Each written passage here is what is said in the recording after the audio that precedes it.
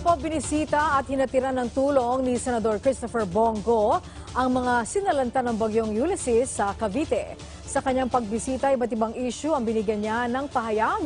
Ang sentro ng balita wala kay Alan Francisco, live. Angelique, mga residente naman dito sa Cavite City ang pinuntahan ni Senador Christopher Bongo para mag-abot ng ayuda. Ang mga residenteng yan, Angelique, ay nabiktima noon ng panalasa ng bagyong Ulysses. Kasama ng senador ang mga kinatawan ng DTI, NHA, DSWD at iba pang mga ahensya. Nag-abot sila ng 3,000 pesos cash, relief goods, bisikleta at iba pa. Kasabay ng pag-aabot ng ayuda, nagbigay rin ng pahayag si Go sa mga napapanong issue. Tutol ang senador na ibalik sa ngayon ang face-to-face class. Tinanong kasi siya ng media kung dahil pwede na ang mga sabong, pwede na rin ba ang face-to-face interaction ng mga guro at estudyante? Hindi po papapanahon. Huwag niyo pong ikumpara ang klase sa sabong. Yung mga sabong, sugarol po yun. Ito po, mga bata po to, wala pong kamuwang-muwang ito, pinapaaral natin. Malaki pa po ang kinabukasan ng itong mga batang ito. So unahin natin ang buhay ng bawat Pilipino, buhay ng bawat kabataan.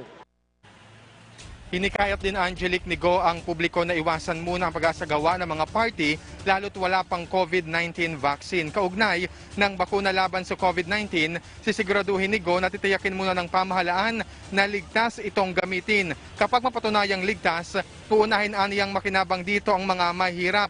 Sabi rin ng mababatas, dapat magpaliwanag sa madaling panahon ang Philippine International Trading Corporation at iba pang ahensya kaugnay ng 33 billion pesos na park funds. Ang ganitong pondo, Angelique, ay hindi dapat nahutulog ayon kay Go at dapat magamit ng gobyerno sa pagsugpo sa COVID-19, partikular na sa pagbili ng bakuna. Sakaling mapatunayang may korupsyon, malalagot ang mga sangkot.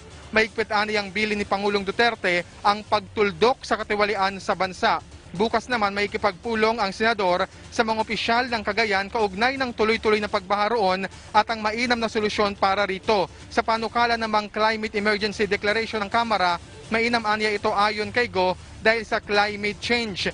Mas mapaminsala kasi aniya ang bagyo at pagbaha ngayon. Dapat ding mas maging handa at responsive ang pamahalaan. Kasabay nito, ang pag-usulong niya sa Department of Disaster Resilience.